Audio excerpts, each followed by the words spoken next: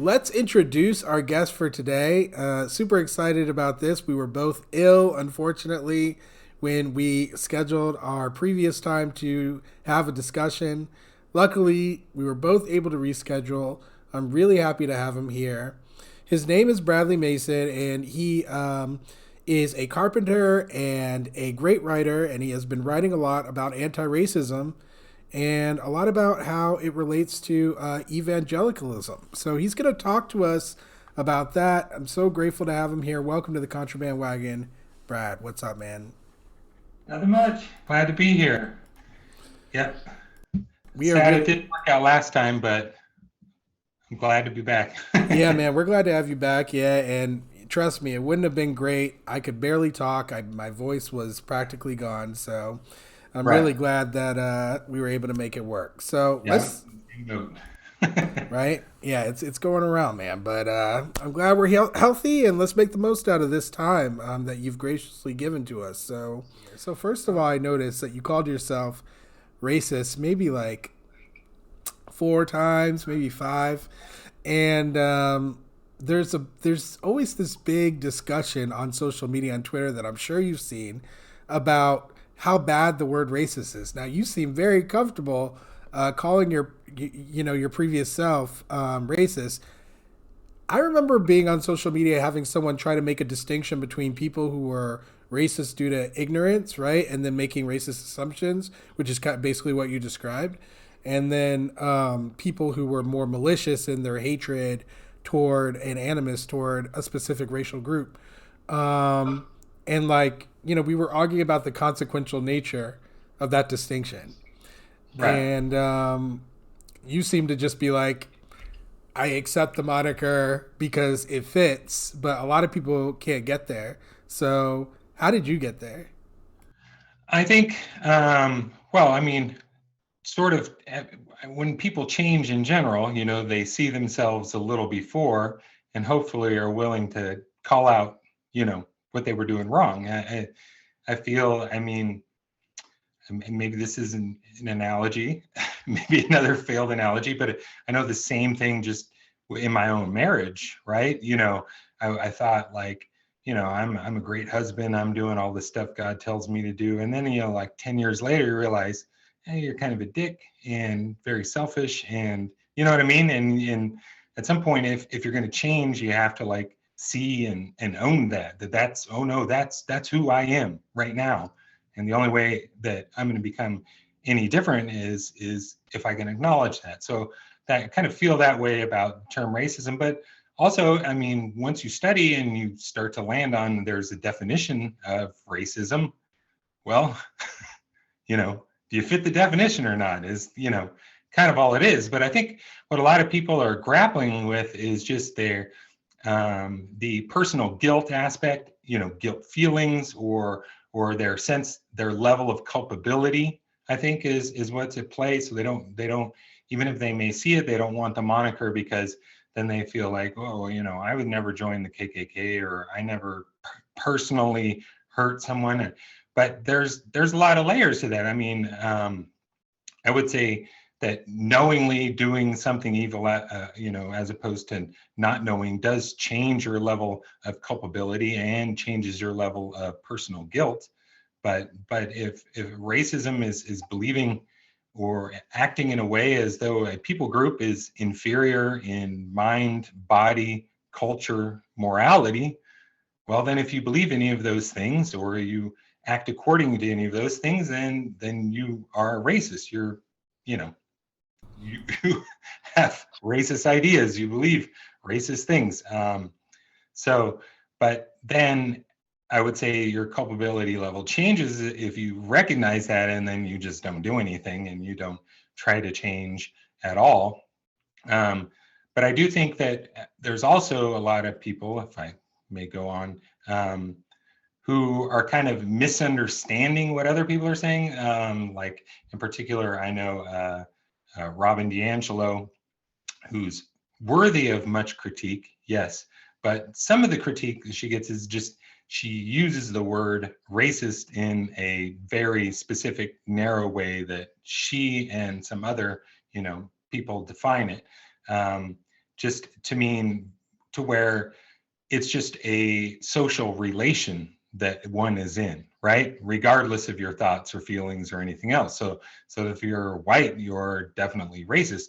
But she's also careful to say, and that is not about prejudice. It's just not even what she's talking about. She's not talking about personal animus, personal prejudice. She's talking about where you fit in based upon your identity within a socially constructed system of white supremacy, right?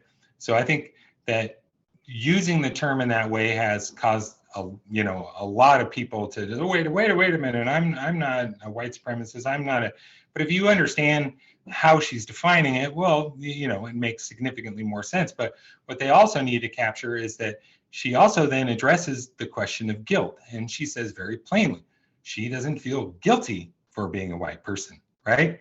Because that's not the point. It's not about guilt feelings or something of that nature. It's discovering that the identity that has been given to me in the society and the benefits that therefore have accrued to me within the society are according to a system of white supremacy that I didn't personally create. So once I know that, what I do with that determines whether I'm guilty or not guilty, and not just the biology that I was born with, right? Wow. So I think Okay. I'm going to pause you right there. Okay. All right. I appreciate all that. Hearing that framework, that's very interesting. I'd like to posit something. Okay. I don't think that culpability is the only or maybe even biggest problem. I think maybe responsibility might be just as big of a problem, if not bigger. Because think about what you did, right? You decided to take responsibility for your community, your evangelical community. And when you saw what was going on there in terms of how they were dealing with the racial environment, these problems that persist and that are perpetuated somewhat by churches and religions. yes. For you, that lit a fire in you, and you were like, I'm part of this community. I'm taking responsibility because this is my community. Now, I think a lot of people, when they're faced with that prospect, it scares them. And what I've heard from other people who have talked with a lot of different white churches, white pastors around the country, is they're fearful of losing their congregation by actually incorporating anti-racism into their sermons and into their practices as clergymen and women. Okay, and so I guess I feel like that choice, right? Like that sacrifice that is going to need to be made, when you're trying to do something that maybe is unpopular or that that a lot of people are not going to like, but it's the right thing to do. You seem to be totally unconcerned with that and have dived right in. But for a lot of these pastors, it doesn't seem to be the same. So I'm sure you have tons of experience with this. So I just want to get your reaction to that. Yeah. Well, first, if I could just mention in terms of responsibility, I would suggest that I see that sort of as a different category, because I think responsibility is there regardless of your mental state, right? Regardless of whether you know or you don't know, or we're still responsible. Yeah, right? I agree with. Yeah, I agree with that. Yeah. So everyone, I mean, even at a broader level, like you and I are both in a sense responsible for in as much as we could help in our society, right? We're responsible for that. Would you agree? For what exactly are you saying? Whatever, poverty, suffering in general, right? We all share a responsibility as a community, right? In general, to care for others. Yeah, of course, totally, absolutely. And then, I would say people who have been, racialized white or according to a dominant group and receive those benefits, whether they get it or not, they bear a certain level of responsibility, even if they don't bear some personal culpability, right? Because they just Yeah, live in their house. absolutely. I agree with that distinction that you're making there. I don't think it really changes anything. Like I think that, you know, it doesn't really matter if the responsibility exists if everyone's going to ignore it, right? Like I think the point is about whether people will actually uh, acknowledge that reality or not, Right, right? right. Yeah, and in terms of ministers, you know, I've had a hard time telling whether are they making a calculated decision, like they don't want to lose money, they don't want to lose parishioners, or if they just really just don't believe it. Like, I think there's um, in a lot of cases there's something, as you mentioned earlier, something built into sort of the American evangelical theological tradition that, like, after you finish seminary, you're already pretty much predisposed to oppose anti-racism. I think that it's I mean, kind of that's news to me. Can you go into more detail about that? just the sort of categories that you learn, right? I mean, it's basic things like for a lot of evangelical educations, you're going to think of everything in terms of just, you know, individualism, my own sin, being saved from my sin, saving someone else from their sin, rather than thinking in terms of like you know, whole systems that are corrupt or injustices that are society wide or trying to think of if you a big one that I write a lot about is the spirituality of the church, which if you go back to the colonial period, you have people like Cotton Mather writing and struggling with the idea of like, oh, do we Christianize slaves or not? And people are like, no, we can't, because then we'll have to set them free, right? Because of British common law. So he writes this whole piece to solve that problem, right? And how does he solve that problem? Okay, the soul, the change in soul, right? To be becoming a Christian, that affects their afterlife, but it doesn't change their temporal condition. So you don't have to worry about it. Sure, they're your servant, they're your slave, they have to do whatever they say in this life, but in the end, you're just going to be brothers in heaven. So it's all good, right? So this sort of sets a pattern that the mission of the church is just saving souls, like getting people to change their minds and get them into heaven. And then this doesn't change their social circumstances. In fact, it shouldn't change their social circumstances. This is their providential lot in life, or whatever else it is. And then you see that is a very ingrained within evangelical tradition, Presbyterian tradition, Reformed tradition, Southern Baptist tradition, right? That so then each next epoch that comes along, so when slavery is being argued as well, it's like, well, you know, that's a social question. Church doesn't really, you know, have to come down either way on that. You can have your own opinions because the mission of the church is just the gospel. And then, of course, the gospel is defined so narrowly that it doesn't even address human beings, because human beings are social animals, but it leaves all of that out, right?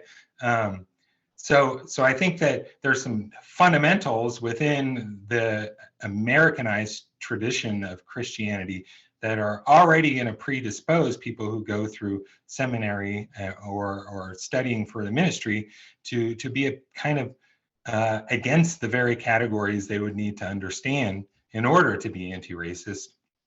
And then I also think that there's generally institutional challenges.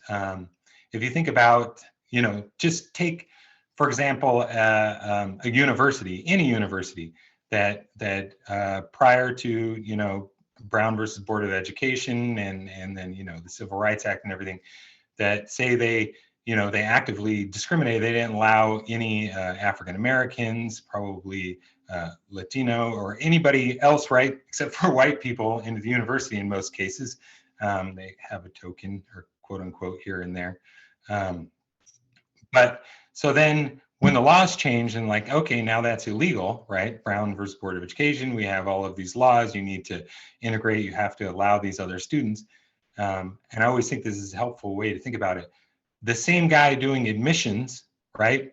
on a segregationist basis yesterday is now claiming it's just merit the next day, right? Nothing about the institution changed. Nothing about what constitutes merit has changed, right? None of the curricula has changed. None of the structure of the entire system is exactly the same as it was the day before. But now whatever happens is justified, right? Because we don't segregate, right? And so I would say American churches in many ways went through that exact same process, right? Is that, okay, so there, you have a segregated pews or however else you're functioning. You do not allow African Americans in leadership. They cannot become elders, right? They can't participate. They can have their own like eldership for their own people that meet like at a different time, right? So you have all these structures, and then you have the laws change in the 1960s, and then it's like, okay, well, yeah, everybody's welcome now. They can come into the church, right? Okay, well, how did the theology fit so consistently yesterday with a segregated system? Is today unchanged, but now you're opposed to segregation, right? It's just an impossibility. So I think there's long-term ideological and institutional aspects of how the church has developed in the United States that also predispose ministers, to be against anti-racism from the start. I can go into That was very informative. Thank you very much for that. So, what do you think helps bridge the gap for people, maybe who were where you were at in the past, and how can you help them cross over with you? That is something that I think about all the time, probably every day. And I don't know. I really don't. Do you want to talk about some of your efforts and like maybe we can figure something out? Yeah, I mean, mostly what I've done, obviously, is trying to write and try to disseminate information, and then trying to write from the perspective of my own personal perspective, knowing that there's a lot of other people like me that had the same ideas that I've had in the past, and then also like within the church or within churches that doesn't go very well. A significant amount of the time. So talk about I that. mean, Talk about your experience. I think one thing you've probably noticed is that that even implying someone is racist, that's a beloved figure within the church. Wow, that's like a death threat, right? You can say some pretty awful things about other people, but when it comes to the cherished ones, mention something about racism, you're in trouble. So if you go online and you say the people they don't like are bad and doing, horrible, evil things, it's like, right on, that's for the faith. If you go online and you say, oh, John MacArthur said like all kinds of racist stuff, like how can people listen to him? Then it's like, you're a divider, you're divisive, you're opposed to the church, and you don't have any control with yourself online. Well, if I was directed against the people y'all don't like, then it would be high fives, right?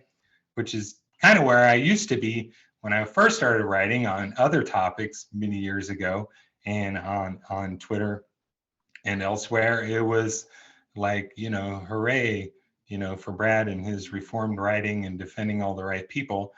And then as soon as I started asking questions, tweeting different things, writing a couple of posts, well, then I started getting blocked. I started having articles removed from blogs where I'd posted them, on other people's sites. Pretty soon, pretty blackballed in a lot of those communities. So my efforts there have led to that in many cases. Trying to participate in local things. Obviously, the George Floyd marches were great. Would be happy to have more opportunities like that. And doing podcasts whenever I can. Did the CRT summer school this last year, which was really great because I think that a lot of people just perceive critical race theory scholars as, a bunch of atheists or something, but not even close. There was multiple, Christian and evangelical or, faith and CRT sessions throughout that summer school with, people just like me who were also lawyers, right? So I don't know. I'm still listening and learning myself, and I'm not sure if my efforts are accomplishing things. I mean, I think that you've probably gotten you've gotten enough feedback by now to know that your efforts are accomplishing something. I'm sure. Misinformation in general, right? Like how do you fix that? Like how do you actually talk to people? Like, I mean, the best things I've been actually read about that. Like, so okay, the psychology involved, like, can you just tit for tat and then they'll change their mind at the end, or you bring a set of data and then they'll change their mind. And really, like, probably the best things that I've read have said the best way would be to, you have to rather than discount their narrative, you have to present another narrative. I guess that's kind of like lawyering in general, right? You have to Yeah. tell a complete story in response, right? In order, because what you're dislodging is a narrative, not a list of facts, not a bunch of data points, not right. So I think of it differently. Maybe I don't know if you've heard anything like this before or whatnot, but I'll give you my little spiel on it. So I'd like this.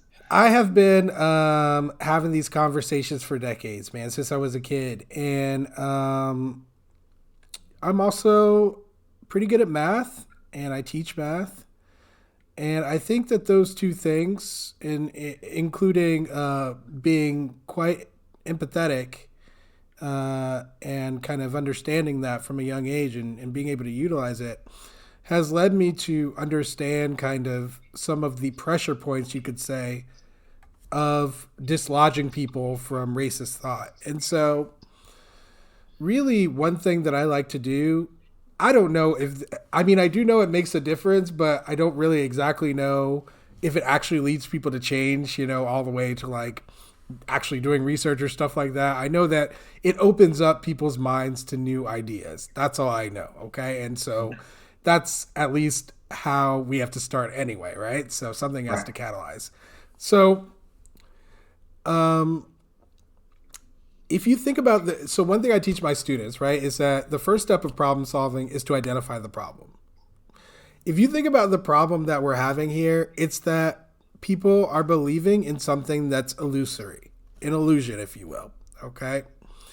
And what we're trying to do is kind of bring them closer to reality. The reality of race, the reality of the social construct, the power that it has, the systemic nature of it, the history of it, the longevity of it, the fact that it's going to take a concerted effort to cleanse it, and that sacrifices are going to have to be made in order to accomplish that. Right. So basically, if you think about the way an illusion works, is that it takes part truth, right, and it kind of mixes it with lies and stuff like that oftentimes. So Right. you need to find those pressure points where the illusion and the reality are coming into conflict with each other, a paradox. Okay. Mm-hmm. And I think the best way of doing that is starting with the person's reality, learning about them. What do they believe already is reality that is reality? And you have to find something to tie that thing that you already know they already believe in Right. to something that's also connected to the reality that they don't believe in. And Right. and that causes people to be forced with a choice, right? Which is to either create a new lie, which turns out is really hard for most people, or to accept that there's a possibility they could be wrong and might need to change their beliefs. So that's what Right. I do. Oh, that sounds great. Actually, yeah. Probably, I mean, over the last 5 years, had like a similar recognition. Like, I feel like I've been fighting my whole life, and now I'm just done fighting. I'm just going to admit that things are wrong. Things are, you know what I mean? I've seen that like multiple times, or they've been in African Americans in church environments that were all white, you know, and they just toe the line and they keep it quiet and realize it's probably just them, you know, they're tripping is all when they shouldn't be tripping. And then finally, like over the last, you know, same period, 5 years, they run into someone who's like, you know, there's racism all over the place, like the country's blah blah blah. And it's like finally they feel like a release, like, okay, so it's not just me. Like I've heard this from multiple people, like having very similar experience, but even like very recently. Now, are So you talking about black people or white people or both? black people, black people. Yeah. I mean, obviously white people as well to some degree, but just connecting with your story, just found it very interesting the number of black people that I've spoken to as well, who are kind of like in white evangelicalism and just kind of deny their feelings, deny their experiences, you know, and but then at some point just like had enough and finally found enough voices who would agree, and they're out of there, you know. That's very So interesting. Yeah, I yeah, mean, that's it's. I'm sure it's something you've become familiar with through your study, you know, which is code switching, right? And just, oh yeah, you know, turning yourself into a pretzel to fit into a certain scenario, which is exactly what you're describing. And there's a limit to how much you can do that. There's a difference between, I mean, well, at least there's not a difference between it, but there's a limit, I would say, to adaptability. Okay. Like humans are very adaptable, is true, but there is a limit. And there's consequences to uh, adapting yourself too far away from, um, well, first of all, I would say your humanity. And second of all, I would say from reality. There are consequences to that. So, yeah, right. you know, I don't know. Yeah, go ahead. Oh, that's one thing that I think, you know, is very encouraging, that like obviously we need wider change, but I think that developing black consciousness and within the church, right? That's But, huge. so tell me more about that. What do you mean by that? Just in more and more within evangelicalism, I would say black people and other, you know, minoritized peoples are becoming comfortable, you know, that, okay, I am black. I like black history. I'm going to talk about it. I'm going to read black authors. I don't have to feel like that's divisive. I don't have to feel like that's reverse racism, or, you know what I mean? There. So I would say that movement is growing, and has been. I think that's part of what's really kicked off a lot of the backlash over the last 5 to 10 years, is coming from that side. So I would say that's far and away the most positive movement with evangelicalism, are just by and large black Christians, um, various races and ethnicities, just becoming comfortable with their own heritage, identifying at it, finding other people, right, who believe the same things and the same way, and then being willing to talk about it. So I'd say that's been the strongest movement. That's been the most positive movement. That's probably been the greatest source of change. And of course, that's caused, you know, a lot of backlash, which has also been experienced. But I think that's kind of how it needs to happen. Like I was tweeting just the other day that sometimes I'm concerned that racial reconciliation in the church is like in practice just how do we get a bunch of white people who disagree on race to come together, you know what I mean? And I think it's great to see a lot of black Christians just begin to create their own spaces, right, outside of that tradition, or in as much as they can make room within that tradition to actually, you know, be who they desire to be. I think that's been probably the most positive growth. in the last 5-10 years, in my Very opinion. cool. Thanks for sharing that. Yeah. We got to keep the positives along with, we got a difficult battle ahead. So you got to celebrate those wins for sure. Oh yeah. Yeah. So do you think that those black Christians can kind of serve as maybe a beacon or like as a guidepost for other churches who want to kind of move in that direction? Or maybe there's some kind of a pastor sharing type of situation that can start to develop? Or do you feel like, well, I mean, you got to start somewhere, right? So, I mean, I was about to say, do you feel like it's too controversial? But all of this is controversial. So, Oh. No, I believe they definitely can. I guess my first fear would be just, it's kind of problematic to look to them as though that's their responsibility. you yeah, but know, like you said, we all have a responsibility. I would Like, like them to create their spaces and their environments and invite others into it. So one of the problems, especially within Protestantism, is there's so many different Protestant denominations and different churches, and in many cases, the church is like its own denomination, and the next church is another one, and the next church is another one, and they each have their own ideas. So the idea for a successful church in most cases is build my church as big as I can, right? And then plant more churches, right? But all of these churches are sort of built on like a market model, right? So you have, like Roman Catholic churches, they're everywhere, right? So they sort of have like a parish model. It's like, well, where do you go to church? Well, my parish is over there, right? That's where you go to church. You don't go like, well, I drive about an hour to the other town because that church, the music there, or the doctrine there or whatever, right? But Protestantism is kind of operating on like this market basis, right? So then when you construct a church and you begin to market, you're marketing to certain people, not to everyone, right? It's not a community church. It's that the people that you're selling to are your market, right? So if it's like Reformed, well, then there's a certain set of doctrines, a certain style of worship, right? That's what you're marketing. And it's not like people in your neighborhood that go to your church. Probably no one in your neighborhood goes to your church. It's people who are buying that product, right? Who are driving like from wherever. And so I'd say this makes it very difficult to do like you're saying, right? Because they're not really community based. They're not oriented towards serving everyone, right? Rich, poor, black, white, like all the people within their community. They basically, whether they know it or not, in most cases they're not intending it. They just say we're just biblical, but they're a brand, right? That they're selling, I and mean, they're they come on, Brad.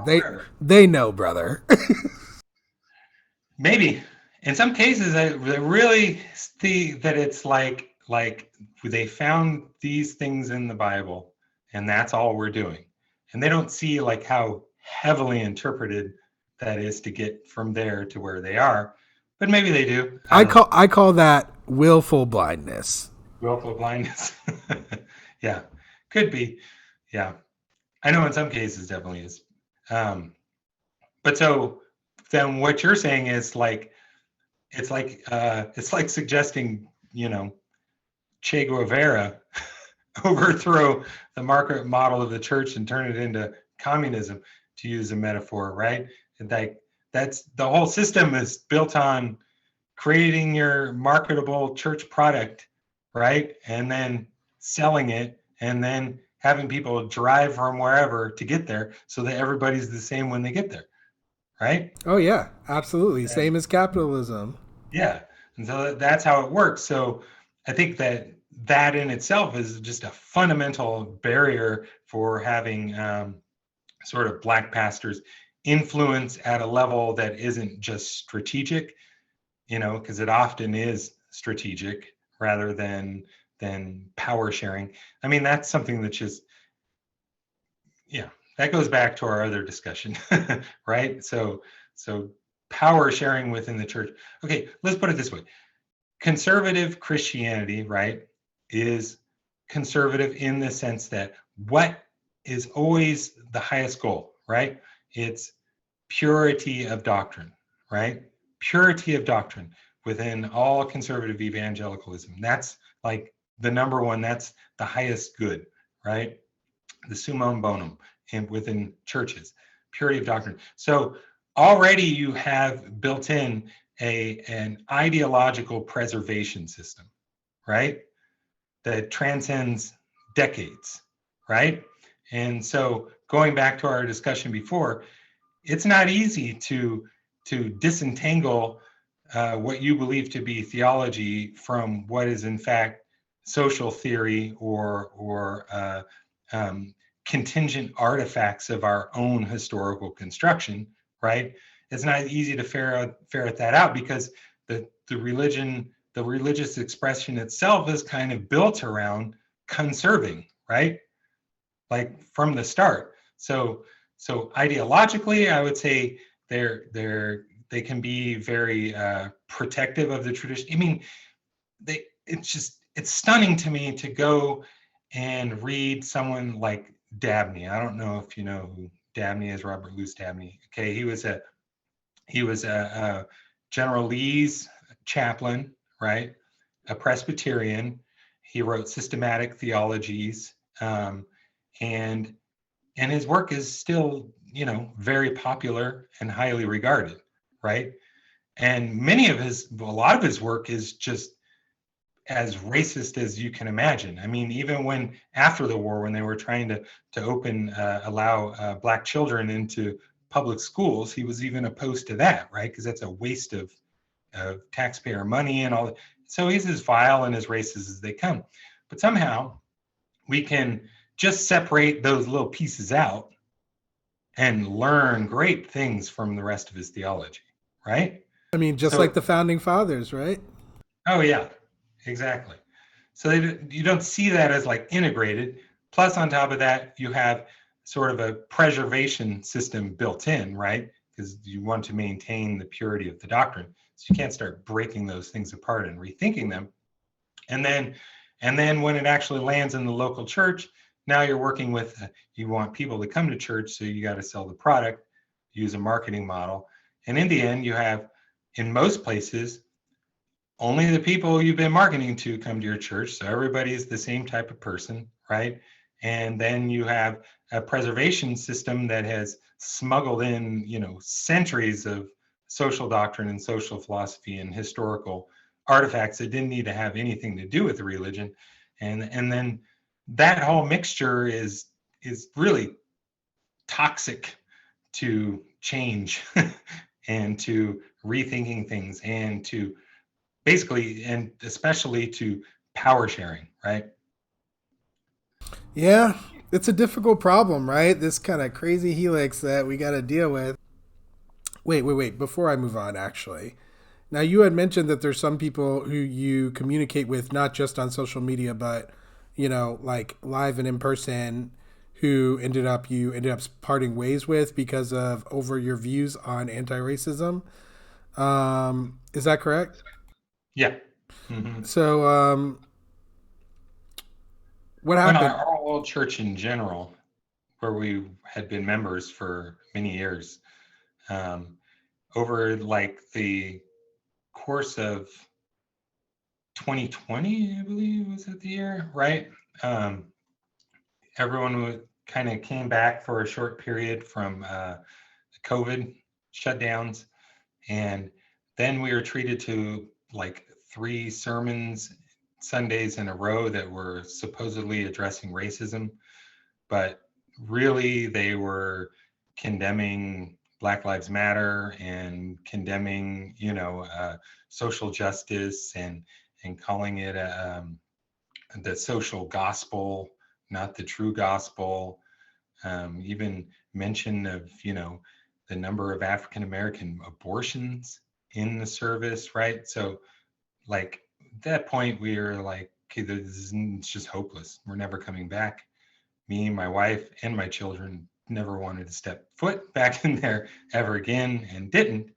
And yeah, really never heard anything from anyone after that, which is kind of wild because it was like they were like not too long before being asked if I was interested in being an elder. But then when I leave after they go full-blown racist, in my opinion, from the pulpit. Not even a call, just like we're forgotten, we never existed. Wow. And it's funny because a lot of people make fun of people who believe in systemic racism by saying, "Oh, you think there's this whole secret clandestine system of whatever," but like that's literally what you're describing. What happened to you is that like, you were part of it, and as soon as you showed any kind of dissent, it was like you never existed. Right. And Yeah. that's sick, man. That's really I don't see how anyone could call that, I don't know, good or positive, like it's that can only be perceived, I think, in a negative way, you know what I mean? Right. Yeah. I mean, it Yeah. must have really hurt you, like, I mean, how did you feel about that? Um, yeah, I wasn't happy about it, I guess. But the positive side is just seeing it, right? Because not seeing it is way worse, or thinking you can manage it, or thinking you can negotiate with it, right? Is way worse than it just seeing it and being like, no. And then after you walk away, you start to realize like all kinds of other things. I remember when this, and remember when that, and when that happened, and then like, how did they really treat my family anyhow? Were we, you know, or were we a commodity there, or were we being served? No, like start to. So I would say generally positive, leaning towards the positive overall, just because of the clarity that came from it. Yeah, and Yeah. you've given that clarity to your children as well. What would have happened if they had gotten sucked into it as well, so Yeah. tell me about, like, how was it as you were going through this transition yourself? You also have your whole family as well. Like, was your Right. wife going through it as well? Was she farther along, farther behind you? Like, how did it all happen with you guys together? So it's interesting with my wife and I. It was like sort of different pace. So like I was learning history, facts, sociology related to it that she wasn't quite there. But then on the other hand, she had a very different upbringing than I did. So she hadn't really bought into the social philosophy that I had ever. She never really bought it to begin with, right? So on that front, she was like, oh, no mystery there. You know what I mean? Um, so that was kind of interesting going back and forth. So in a sense, she was already there pulling me on the end of the socio philosophical end, like meritocracy. Are you kidding me? Like she was never buying any of that. She never had a love for any political party, or she just assumed all of the founding fathers were awful people. Like, that was already present. But then just learning different details, and we both had to just learn to think outside of our small world. I mean, you can't, basically your own experiences, and you're like, wait, well, that can't be true, and then sometimes you just have to come to terms with, okay, it's true. Like I've heard enough experience, or people tell me of their experience. I've read enough data, like there's just no escaping it. And so, we hit that at different times. With the children, it was interesting because we, well, we live in a very diverse community. So they were an extreme minority at their school, being white kids.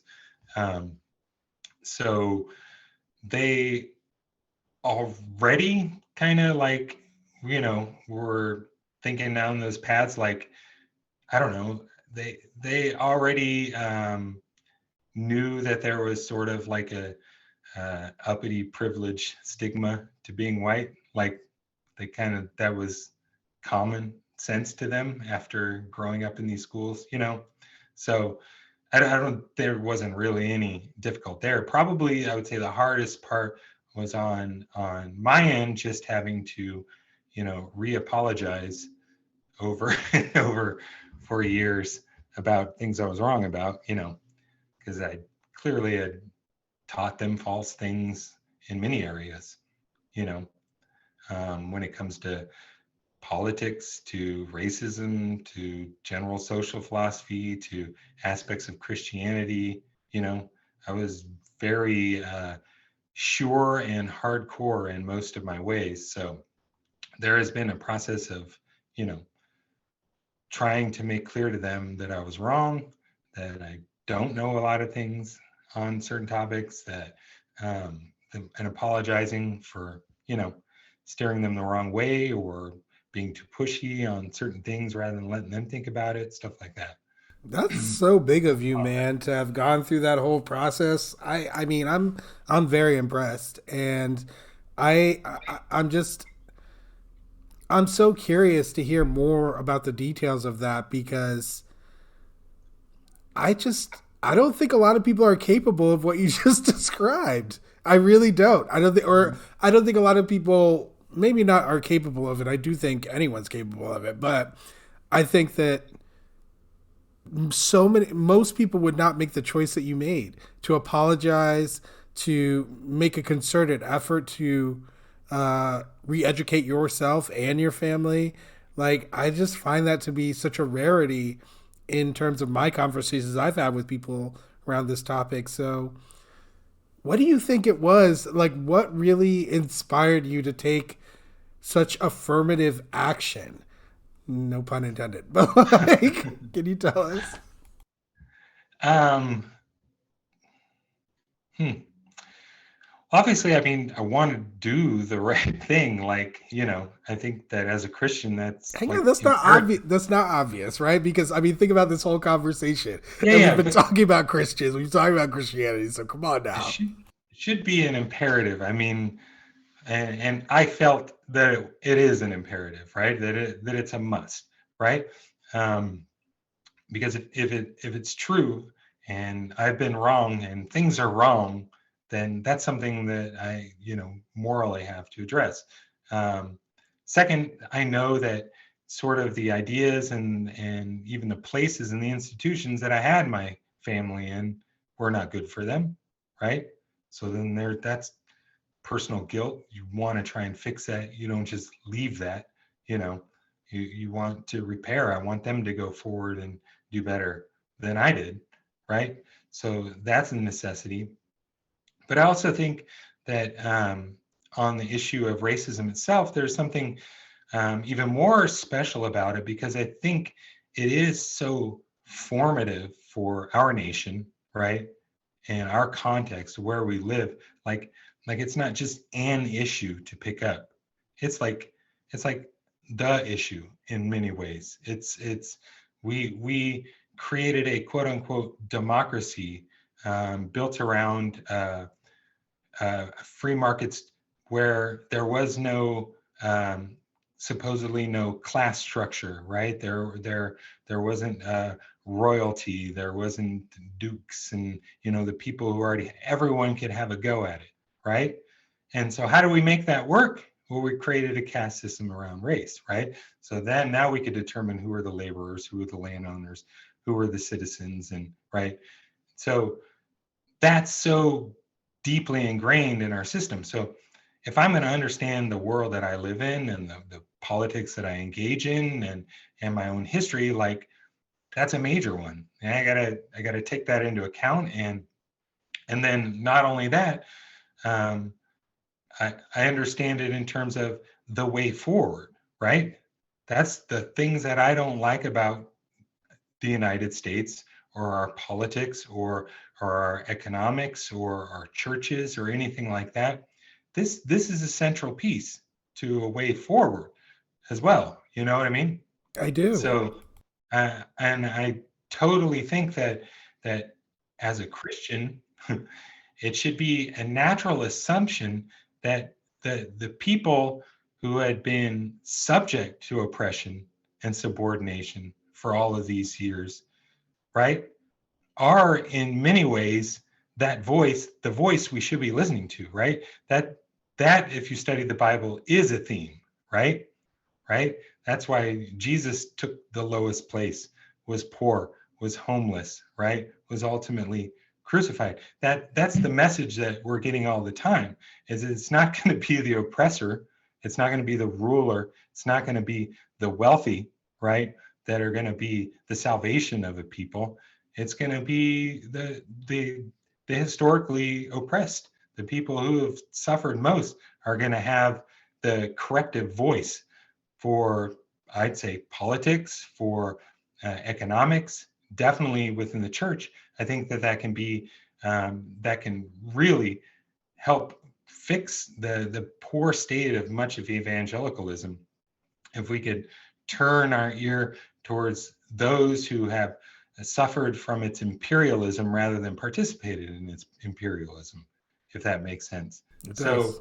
So all of these things make issues like this seem much larger, and then you could even say, then if you're looking for the selfish motive, it's there. It's that is that I really think, oh no, these are the voices that can purify this movement. They can purify the church in many ways. Obviously, not like the Holy Spirit or Jesus himself, but there is so much truth in the fact that Christ identifies, right, with those people. That identifies whatever culture it is, whatever history it is. If it's India, we're talking about the untouchables, right? Jesus was with them, even if they didn't believe in him, right? Those are the people that he came for. And so I really think that when we talk about race and racism, not just talking about one small piece of the puzzle when it comes to church and society, but a rather very central piece to that puzzle, especially in the United States. I want to just tell you my next steps for the Contraband Wagon and get your feedback on it. So, my goal is to kind of enter places that you were kind of kicked out of, like the church, colleges and universities across the nation, um, community centers, places where community members gather, Right. and kind of create a situation where I can have a conversation just like this with anyone in the audience.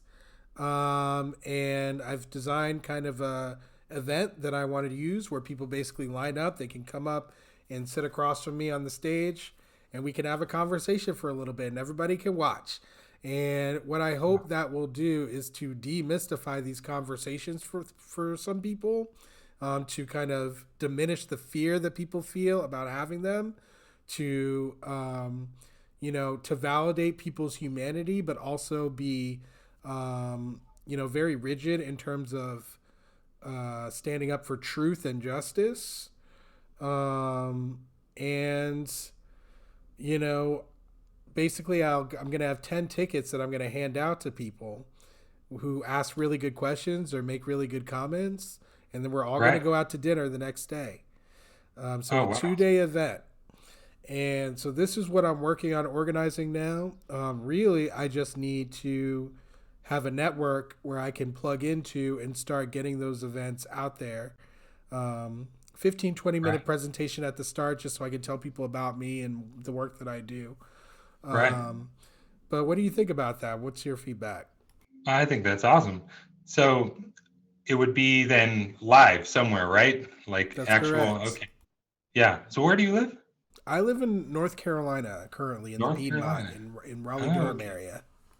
My little brothers both live in that area. Well, not quite Durham. Charlottesville, down that way a little bit. Yeah, I was just in Charlotte this past weekend. Oh, really? Anyways, oh, so close. No, Virginia, Oh, Charlottesville. Charlottesville, Yeah, Virginia. Oh, okay, yeah. yeah. There you go. But they've moved around, so been in multiple places. But anyhow, I think that's a great idea. And I love that concept in general. People can do that. Not everyone can do that. So that you Well, I'm can do trying to that. leverage my Great. skills the same way I teach my students to do it. You know what I mean? Yeah. So, yeah, I do think Yeah. that I can create a kind of unique experience. And I look forward to showing people how lived experience can actually be an informative and powerful force.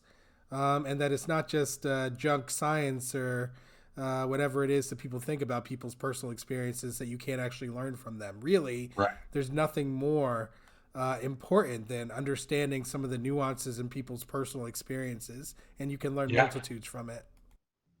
Yeah. Wow. No, that sounds great. You Cool, just gotta man. let me know how I can help. Help me get plugged into that network, man. Yeah. Help me get an opportunity to prove it. You know, that's what I Yeah. need. I need people to help me connect uh, to anyone who's willing to host such an event, basically. Right.